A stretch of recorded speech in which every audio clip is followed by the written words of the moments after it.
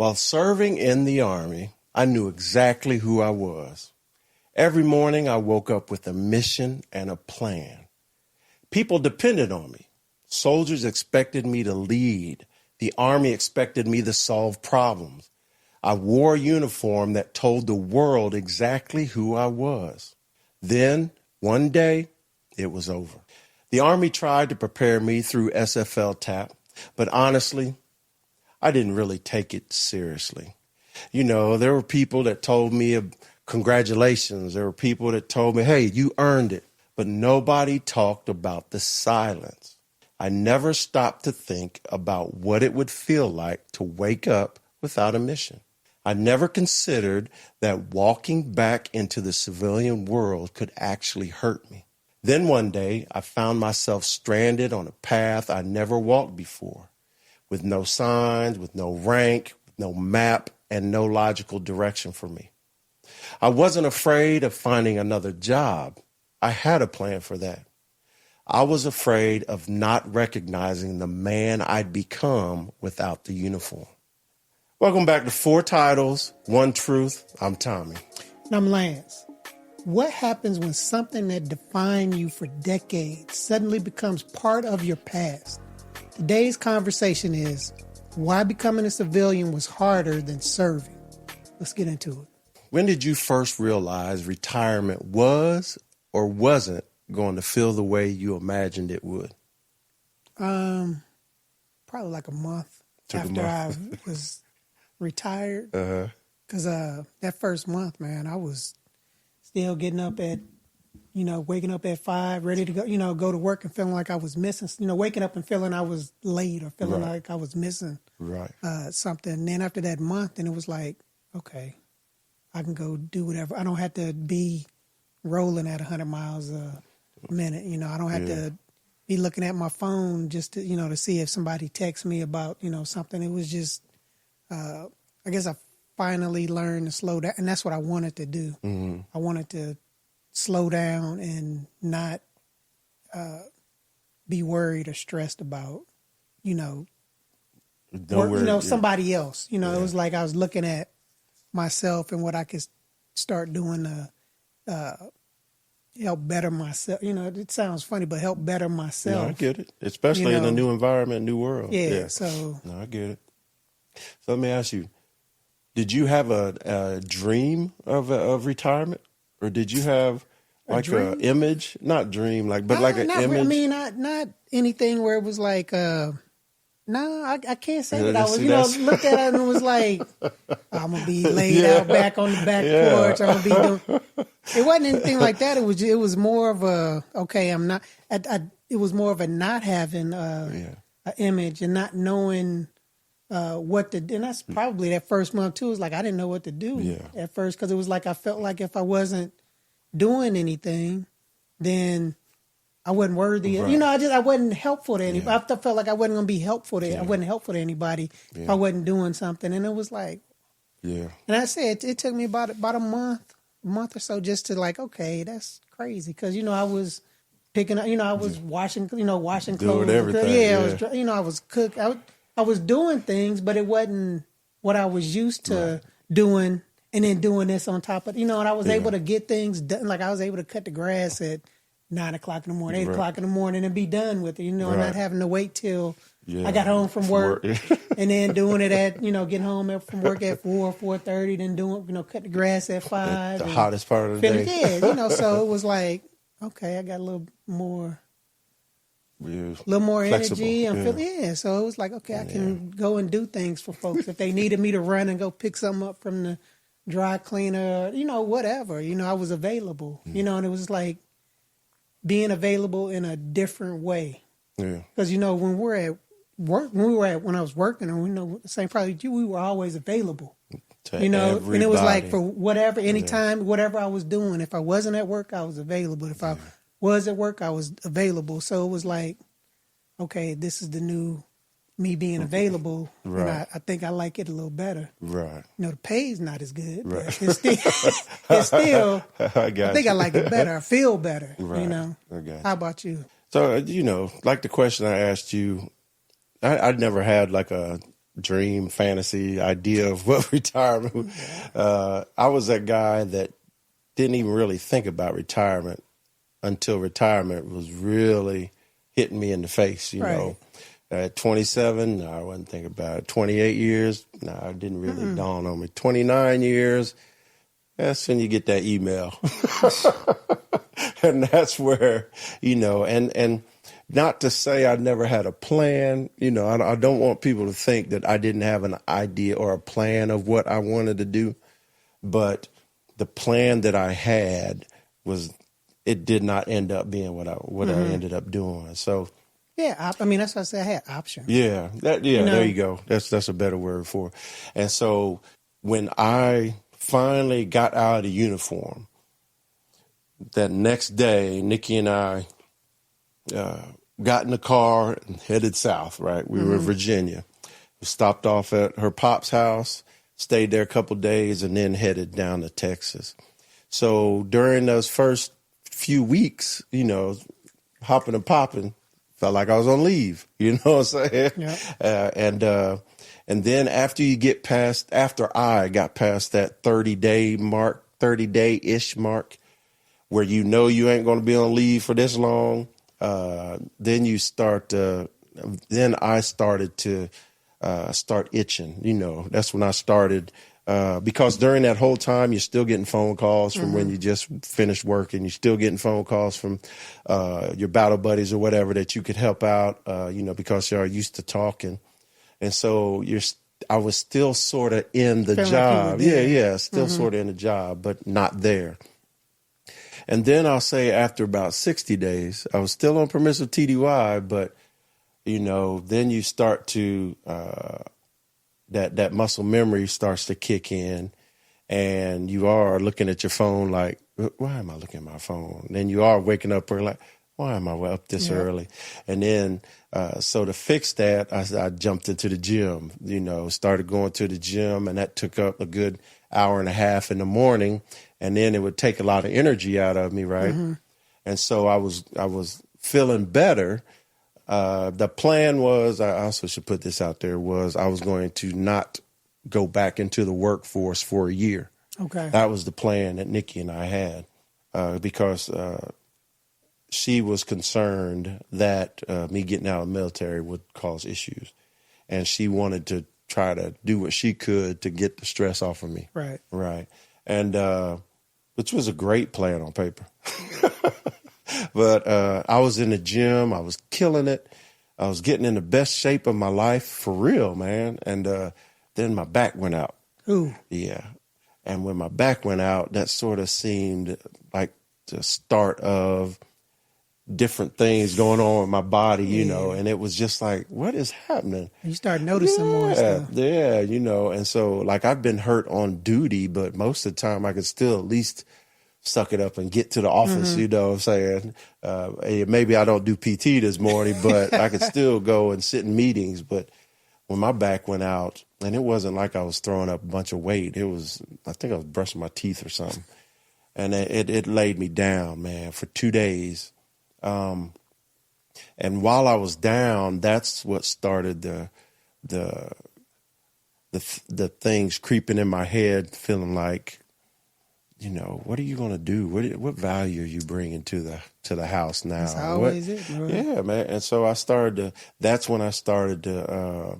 How are you contributing? Yeah. And I started to hover on, am I relevant anymore? You know what I'm saying? Because ain't nobody calling you Sergeant Major, you know, when you walk out the house. It's like, hey, you know, when you go to the VA, it's even worse. You know, you get to see your brothers and sisters that are aging, that are down, you know, by themselves, sitting in corners, slowly walking around, you know. So then that put in my head, like, is this where I'm going to be in 20 years, whatever? Right. So now I got that on my mind, you know, and then you come back home and Nikki's, she's a travel agency owner, travel advisor, and she's goes into the office, you know, at home, but she goes to the office and she's got things to do. She's got a plan. And so I'm sitting there like, okay, I cut the grass. You know, what's next? Yeah, you run out of things to do when the house is no longer needs your great ideas to live in it. You know, so it took me not a while to realize that it wasn't going to turn out like I thought it was, because, like we said, we didn't have those dreams or whatever. But it took me a while to truly understand I wasn't in the military no more. Yeah. Yeah, and then after that, it took me a while to find out what I was going to do, because the plan I had, I didn't want to do anymore. Tell you, man, and I tell you too that I also felt like I was doing something wrong, because I didn't. Yeah. I never saw anybody like retire and then like see I them did. every day. Yeah, I never saw anybody, because my father, he basically retired from one and went position, went back to work doing something, and he worked for another 15 years or so after he. I was like. So should I be doing something? That's another great point. Didn't get to see somebody going through a real time, because my dad did the same thing, but he did slow down though. But he went from steel worker to now he was helping at the golf course. Mm-hmm. He was the guy driving around the golf course helping out and stuff. My mom worked till her 65, 66, 67. I mean, she was still going. And she was up there moving. So I was like, should I be doing something? Yeah. But okay. So looking back, do you think you were grieving when your military career came to an end? And when I hear grieving, no, I'm gonna be honest with you. When I hear grieving, I'm like, that word's a little too strong, right? You wasn't sobbing? Not in the beginning, you know what I'm saying? Because in the beginning, it's like freedom, you know what I'm saying? You see the finish line, and you're like, I got to get to it. And then when I had my retirement ceremony and final out everywhere and cleared the house we were in, and then you move out and you just like lighter, But like we talked about before, when you start to, when you realize you're not on leave anymore, right? And then that muscle memory makes you feel like you still got to do stuff for the Army. That is not grieving. That is maybe missing it, right? Mm-hmm. But months later, when I've made the decision not to take the plan I had. I'm only 6 months out of the military now, and I'm debating on whether or not I should get back in the grind. I'm looking at how or if and how I can help Nikki with our travel business. Am I a travel advisor? Just trying to figure out what I'm going to do. It sort of does turn to grieving when I start thinking about looking back and like, man, I was a sergeant major in the United States Army, man. I'd walk into meetings, people standing up. You know what I mean? I'm like, when I go to talk, people just be quiet. I started to really, really, really, if you don't want to say the word grieving, really miss the role I had attained, right? And it's not because I had the chip on my shoulder that I need to be recognized. It's you earned that. You are, and you know what I'm saying? That is what you did. And you knew the field that you were in, you knew that field. Absolutely. So up and down. You felt that you not even felt, you knew that you were qualified and where I was supposed to be. You were doing good. I mean, you were passing on valuable information to folks. So eventually it came very close to grieving. Yeah, it came close because I started to spiral, man. And unknowingly, even being a resilience certified instructor and have gone to mental health, I couldn't stop myself from spiraling, man, because I was too busy remembering who I was instead of somehow closing that chapter and moving on. Yeah. And so that was my, what about you? I don't think I learned to, was seeing to appreciate what I had done. Right. Because a lot of times, especially when I'd say for me, especially when I was younger in the career, just complaining about stuff, not really truly understanding stuff. And then being in the time that we were in and getting out, I was like, man, I know what I know my job. I know what I'm doing. I understand. You start understanding all the different parts and other people's jobs, which makes your job easier. Absolutely. And it was one of those things where it's like, man, I seeing how, my kids, work in the civilian sector and hearing about, some of the stories of their bosses and, supervisors and things where it's like, man, because your thing is like, man, I wish I was there. I could tell. So you try to, but it was like I could explain to them, it's like, this is why this is going on. This is why you should be, look at this, try to go about it this way. Try to, so that they could see things in a different way to help them understand it better. Right. And know to say that too will pass, but it was, I don't think it was ever grieving, but I did. I mean, I did miss it. And a lot of it was just missing the people, and just missing the excitement of just the different stuff that would come. I mean, because we get to do a lot of things and get to see a lot of things when, in the military. You can't make anybody understand. I mean, that you don't and learn. And so I missed that piece to the point of grieving. No, because I could pick up one of my professional journals and I could read about it. If I really wanted to know, I could call some, and still having contact with folks just to hear about what's going on is just would help with that, where it was like, okay, I'm glad I'm not there, dealing with that stuff, because some of the stuff is you deal with some silly stuff too. Deal with some big time silly stuff too. That you don't want to be a part of. Right.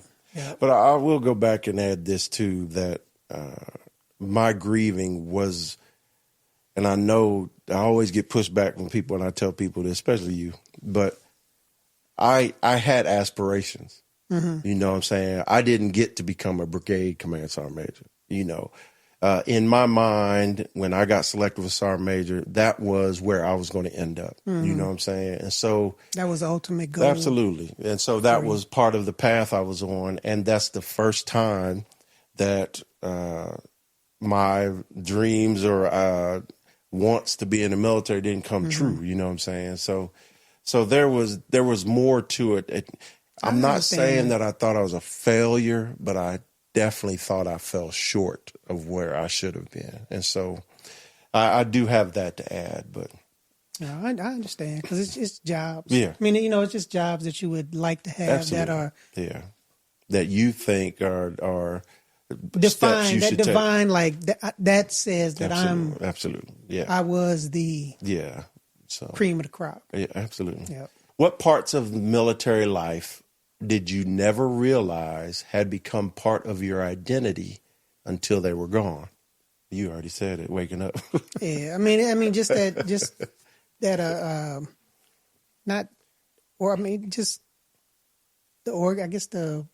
structure, the routine. Yeah, the routine. I mean, the structured routine, just the everyday life stuff that you just incorporate into your 24, that you're doing 24/7, regardless if you're home base, or if you at your at your house in the neighborhood, in the city or whatever. I mean, it's just certain things that you do, and it's some things that I still still do because they make sense to your me. Mind. Yeah, they make and sense you wonder to me. Why civilians don't do it. Yeah, and understand why others don't do it. Yeah.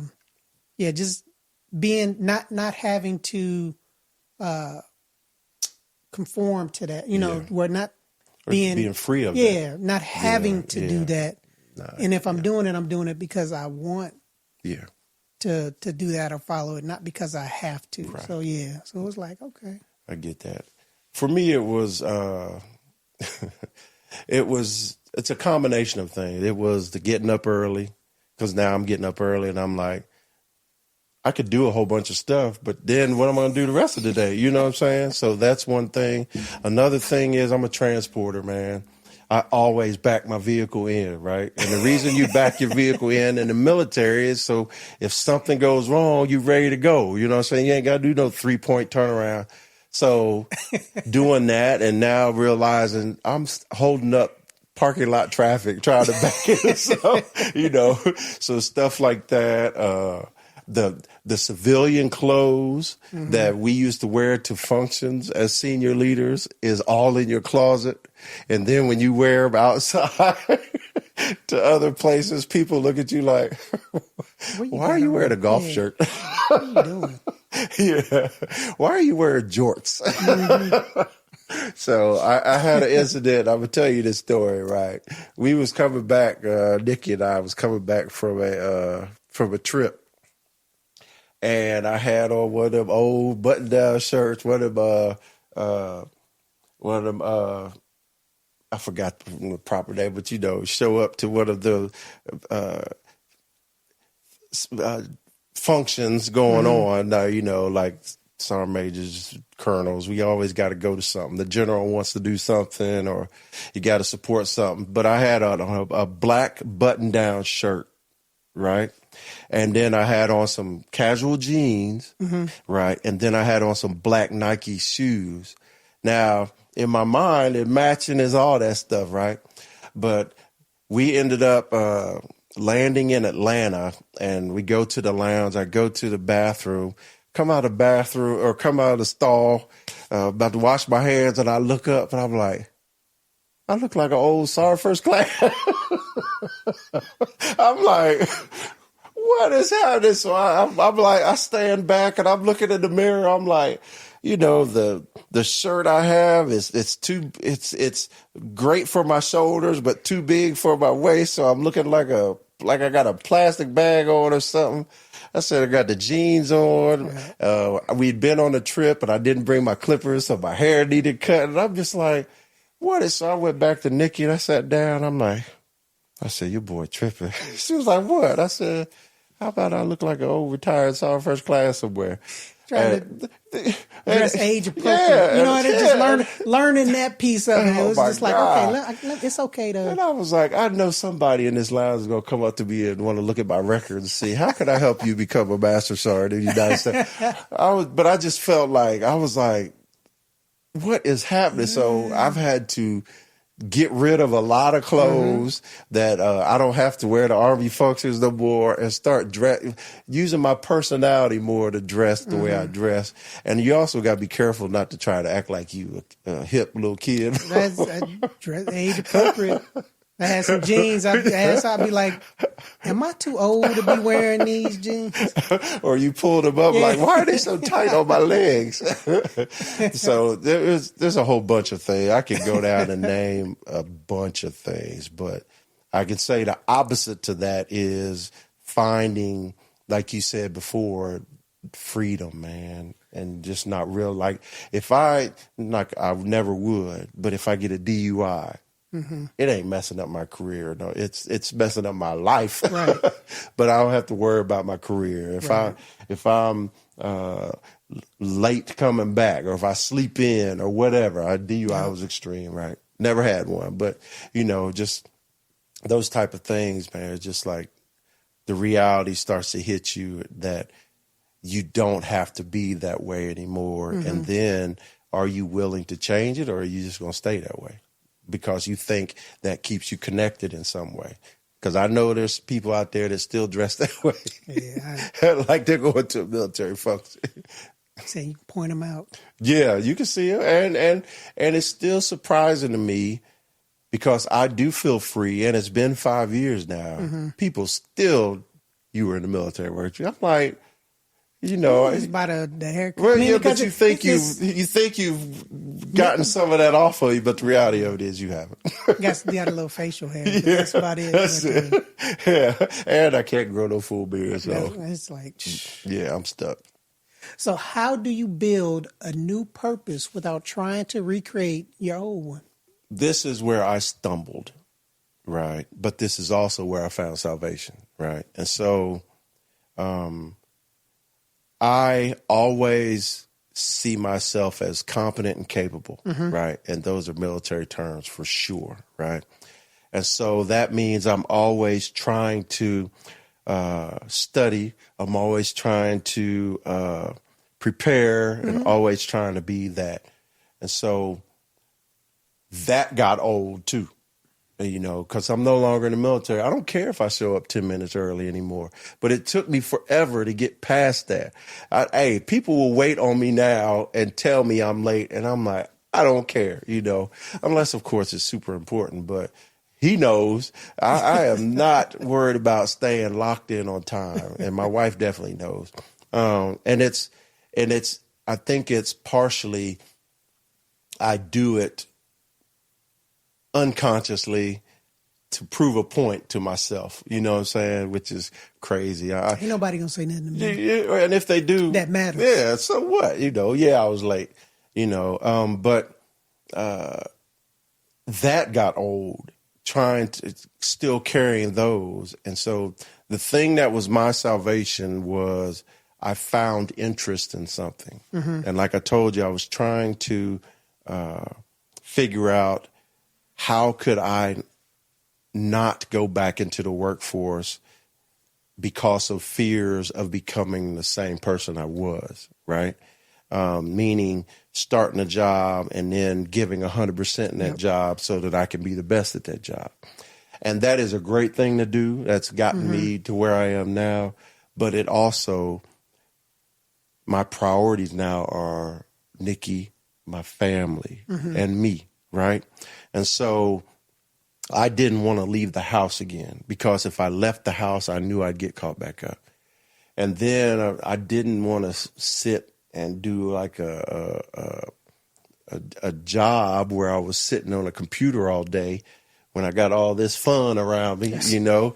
And so what I ended up doing was I finally came to the conclusion it would be best for me and my family if I found a way to help Nikki with our business. Right. And once again, this is her dream, but it's our business, right? And the reason I said it that way is because she leads it. I had to learn and adjust myself to just calm down and follow, right? I ended up finding interest in social media. I started finding interest on how to figure out the algorithms and stuff like that. And yes, you did. You figure them out too. Oh my goodness! But it took me a while, and it's frustrating. But it gave me something to put energy into, right? And it also, personally, it raised my value I felt to the house. You were able to redirect that energy that you had when you were working on active duty, into other a space things, that was better for my That, family. Absolutely, that would give you that same high. Absolutely. You know, and I will say this, men, I'm only speaking from a man and a black man, right? In this situation, we have to feel like we are adding value. Right. And if we don't feel like we're adding value, that's what leads us to spiral, and that's what leads us to doing stupid stuff. Right. And so luckily, because I was spiraling and I was doing stupid stuff, meaning I was losing control of my anger. I was doing, feeling combative to people, you know, and we throw PTSD and all that stuff. But the bottom line was, because I wasn't able to lock in on something, I was falling apart. You know, the structured person I had become was starting to fall apart. I was able to find something that took my energy and my focus. I would say you were able to refocus. Absolutely. You know. And help the family and help the business. So what about you? I was able to let go, because I could have gone back to work. Yeah. Could have gone back to work easy. Immediately. Because I was in a profession in the military that translates everywhere 100% onto the into the civilian side. Right. It was just a matter of, same as you, where it was like, I knew if I went back to work, I was going to be back in there. Yeah, be doing it, you know. And she had gone back to work like 6, 7, 8 months before I retired. Right. So then the kid, kids were just starting out there. When Mackenzie had been in her forever job, her adult job Right. for about 2, Post-college, yeah. Miles, just starting his, just graduating, just starting his. So it was like, okay, I don't need to, and I retired. I didn't do the 30 because I said, I can't do this anymore. Yeah. Because it started affecting Your health. my health. Yeah. It started coming. I was like, oh my God, what's going on, Plus, you were losing interest. I know you said that before. Yeah. I mean, it was of that grind. It was getting to the point where what needs to be done. You say it every day. This is what I need. This is, and you keep getting told, no, we can't. But and it's like I got tired of that. Yeah. It's like I've been doing that for the last 25 years. Hearing that and listening to that. Yeah. So it's got to be something better than it, Yeah. And it's just I just did not. I needed a break. I needed a break. Yeah. And I said, okay, with this break, I'm gonna do whatever I can. Do to help the. So I was like, I just went straight into. I had my dog, so I was taking care. So that was. I wasn't at home by myself, so that was something that helped me out. And it was like, okay, I got to take care of these jokers. So doing the walking, the routine that turned into getting a routine with them, and then with the family, it was helping to support them like however I could. If it was just listening to problems that they had, if it was being able to give them good advice on things, it was supporting my wife, as she was doing her thing and moving up in her new job and area. So I found a new, found and was able to accept a new purpose that made me feel, I was like, I'm good. I was able to accept and say, I'm good. I don't need to that. I don't need to hear that extra. I mean that because and I would. And I'm not trying to. I don't want to come across sounding like I'm bragging or anything, but because it's absolutely. But I was so blessed coming up from high school kid, college, of being successful in sports and the you felt success. School. Yeah, I felt that right where it was like, okay, I'm good. I don't feel like I need that that piece of it, the piece that I well, you felt accomplished. Yes. I mean, and the thing that will make me that I feel now that makes me feel accomplished is seeing my family doing well and being able to help them. Yes. Where it's like I'm not looking to make any money. I'm not making any money. I'm not getting paid for this or charging any. This is because I want to do. And it makes me. That's what makes me feel better. Because I know that if I went back to work, I would be right up in that. That's the thing. That joker, going as hard as I could. Just because it's like it's almost a drug to where it was like I got and if you enjoy taking especially in the healthcare field, you have to commit somewhat enjoy taking care of people and because that's what because you can't do that job well if you don't have some type of heart and well there's some hardened people in that field but you have some but you can you can definitely tell them apart you can pick them out so but I just tried to find I did find purpose in doing something else and then whenever we started doing this show. This was awesome. This was awesome because it was like, we had all this stuff that we could talk about that we don't normally talk to other folks about. And are you here when you're talking to your friends about some stuff? You're like, why ain't you never say nothing about that? Then what's going on? So. No, I got it. Yeah, and that's what. Yeah, you're right. I mean. The hardest part was building a new purpose that made me feel I added value to my family. Yeah.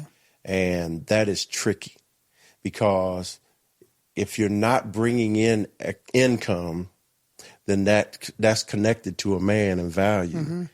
And then when you have retirement, you sort of forget that you are bringing up income based off of what you did instead of based on what you're doing now. Yep. So you gotta, for me, I had to, and my wife had to tell me, and I had to hear friends tell me that, man, you did all that. You're bringing this home a month. That's something, dude. Yeah, but you got to wrap your head around it. So yeah, I agree with you on everything you said about that. Because it doesn't stop you from spiraling, but at least it's something you can grab on to start to stop you. Well, I mean, and a lot of that is just being self-aware of yourself. Awareness. Yeah.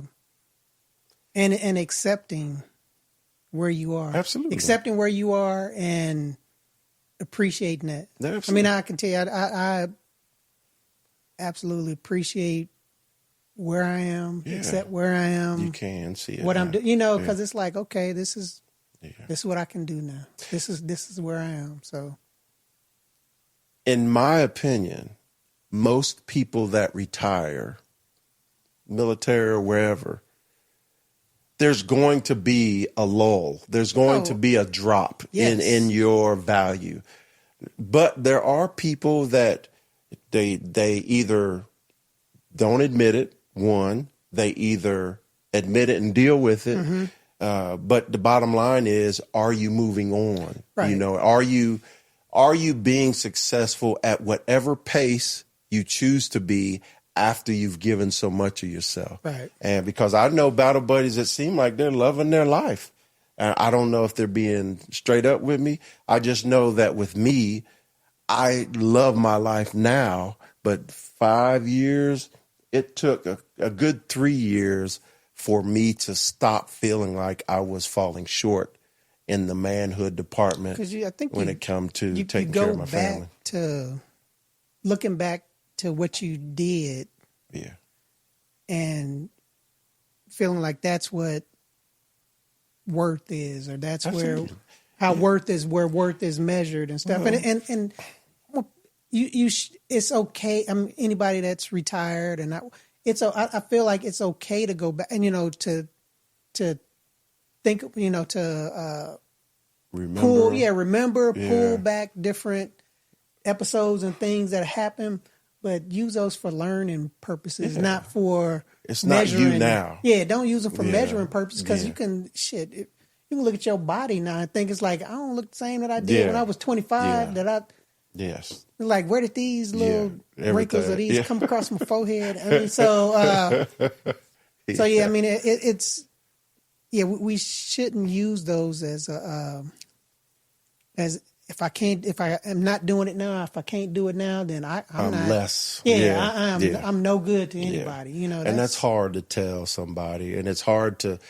I'm a perfect example of that, right? Where I always felt I was the strongest in the room. I always felt like I was, once again, competent and capable. You know what I'm saying? I thought I could outrun people. There's so much stuff that I always thought. And that is stuff that was energy. That was stuff that fed me. And now I can't outrun nobody. I'm not trying to. You don't have to outrun that's nobody. My point. That's what I was working to. That's not your purpose. That's what I was working to. That is not your purpose now. Changing your mindset to understand it's not your purpose is real, and it depends on the type of person you are. But it was a challenge for me to stop worrying. Like when I walk into a gym, worrying about what I used to do, or seeing somebody do something, and I'm like, "You think that's something?" And now I mess around being in the hospital trying to do something, real quick. Yeah, but it took me forever. I said 3 years to get out of that mindset, that competitive mindset that even to this day, you start drinking bottled water and I have a bottle of water. I'm going to finish that bottle of water before you. If I don't, I'm going to throw that bottle of water. If I'm playing spades with you and I lose, witness right there, I get irritated. And it's but it's something that I've had for so long that that's just being competitive. It is, but it also can make you believe you're what you used to be instead of what you are. I tell you, losing spades, I can calm down from, right? But if we're wrestling or if we're lifting or if we're racing or something like that and I lose, that will affect me. I'm talking to the point where I will quit talking. I'll go sit down somewhere and I have to get myself out of that. See, my son helped me to come to that realization real quick with the physical stuff. Some of the working out, going to the gym, working out stuff. Where you pulling up weights and things like that. Because I went with them. I went with them a couple of times, few times after I retired. You know, I've been retired for about 7 But you're 9 still months. in the. And I'm thinking, this joker, he can't. You got old man strength. Oh, it is for some. It is around the house and stuff. You just pick up a chest and move it, and you try to ask them to move it. They're like, "This is too heavy." But they put some stuff on a barbell, and they start throwing that stuff up. I was like, "Oh no, I'm not doing that." He did something and was putting it up on the bar, and he's like, "You want this?" I'm like, "No, I don't. I don't want that at all." Tommy the better there. Yeah, I got this. I was good with it. And I'm like, I'm not doing that. He's like, give me them 25s. I'm straight. Yeah. Oh, yeah. Hey, differences. You know what I mean?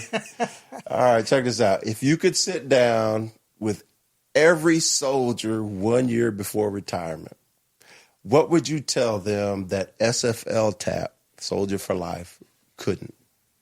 Oh, that's a good program. I mean, it really is a really good program. It's some of the stuff that didn't for me didn't. I didn't need. I mean, I know how to do resumes like that, and I job interview. I mean, it's good information. I think all of it's good information, depending on where you are in your career. I think for especially young soldiers that are getting out. Absolutely go and because it is so many. Because it was different programs and things and services that I had no idea were available or a thing. That were there because we've been in that Army rut for so long. Yes, that will absolutely help you to get a new, get a job. Not prolong, but start your schooling after our post military life. Yeah, but it's just like it's. I'm the only thing I can think of that, and it's going to be different because I think retirement's going to be different for everyone. Absolutely, because it's not the same. Because it wasn't the same for me that it was for you, that it was for your wife or my wife. So I think you just have to. I would just say, we've been talking about this, but. Look, it's okay to be retired. It's okay not to be doing anything if you can just keep yourself busy. Have some type of routine. Try to find you some type of routine when you first get out, because that's the thing that we missed the most is that you had somebody that was telling you that you had something at 8, or had something you were at making 10, a schedule. had something at 1. You did this at 2. So find yourself somewhat of a routine just to help you ease out of that where you have to do stuff in the military to, okay, this is what I plan on doing. Right. It'd be nice to do it, but if I don't get it done today, it's gonna be all right. Yeah, it's gonna be fine. But that SFL TAPS is it's a good absolutely, and you have to do it. Yeah. And take. I would tell them take notes in those classes. Absolutely. Don't just blow off. Listen, don't just go there and just blow off the stuff. Take some notes, because there's some things that you'll probably be surprised that you'll go back and say, oh man, I think that they had some for this about. Well, I'll just tell you, SFL TAP is an outstanding program because it makes you think about your job is over here. But here is where you can start to think about what's next for you. Right. And I think that is outstanding, and I'm glad it's mandatory. But you're right. There are differences. If you're a sergeant major, colonel, general, It's not as, structured and required as it is for a specialist E5 staff sergeant.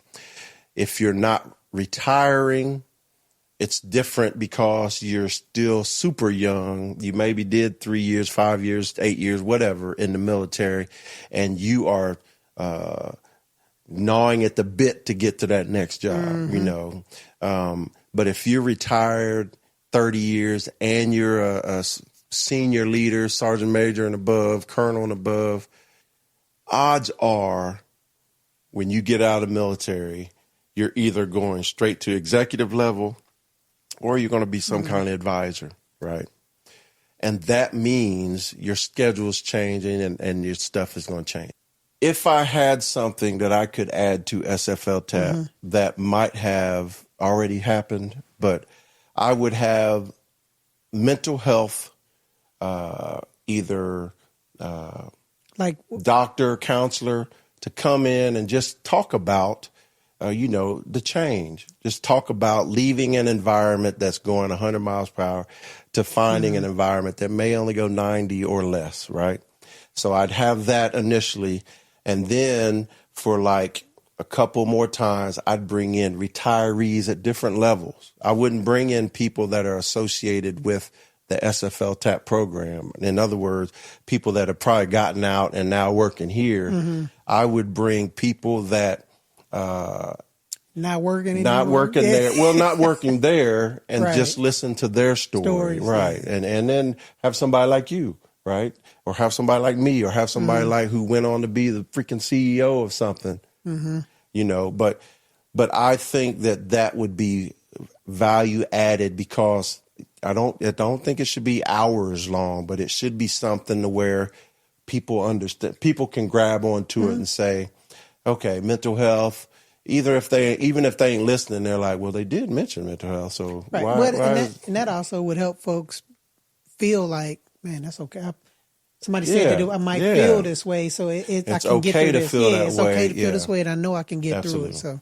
So that would be my only fix, man, is just when you're going through retirement, start seeing a mental health person, not because it's a check on the block, right? But go see a mental health person and then tell them how you honestly feel. Right. Right. And then after you get out, still sit down with somebody and tell them how you feel now. Right. So you can compare the two. Because if your mental health is strong, or if your plan is strong, or your dream is strong, you'll have less problems. Right. I hope you got a good support. Absolutely. You got a good support group. Yeah, all that stuff. You have all the stuff that's required for good mental health, you'll be okay. Yep. But if you're unsure of what you want to do, or if you're concerned about leaving and concerned about the new life or whatever, just everybody, mental health. It just have a plan. Absolutely.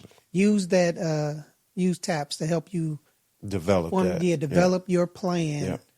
for afterwards if you don't have one, or if you're not thinking about Absolutely. one at the time. But If just nothing make your else, plan. SFL TAP will remind you that you're retired or Right. you're getting out of the military Yes, you at a will. minimum.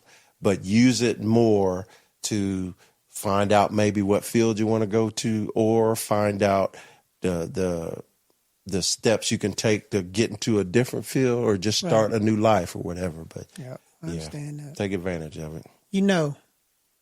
One of the biggest surprises about leaving the military isn't finding another job. It's looking in the mirror and asking yourself, who am I now? For years, the uniform answered that question for us. It gave us purpose, responsibility, and a place to belong. Then one day, it's gone. If that's where you are today, understand this. You're not losing your identity. You're discovering that it was never supposed to end with the uniform. What you learned, who you became, and the lives you impacted, those things didn't retire. The next chapter isn't about replacing the man you were. It's about giving that man a new place to serve. Hey, transition from the Army was scary for me, and I was sinking for a bit. But once I wrapped my head around it, I realized I was free. It's free. It is. If this conversation helped you in any way, please like and share this conversation with people you know who are struggling or could be struggling with retirement. And as always, brother, let's keep the conversation going. Hey, 4 titles. One truth.